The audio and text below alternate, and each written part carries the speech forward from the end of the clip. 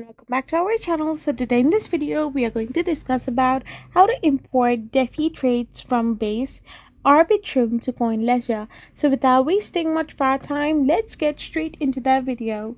So to simply import your DeFi trade, you need to go and tap open your CoinLedger.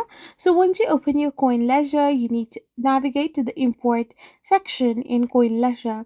Once you have done this, you need to simply add a new account. Add a new account option from it and search for the blockchain in like your search bar. You can type in the name of the blockchain you want to import, such as Base or Arbitrum, and find your public wallet address.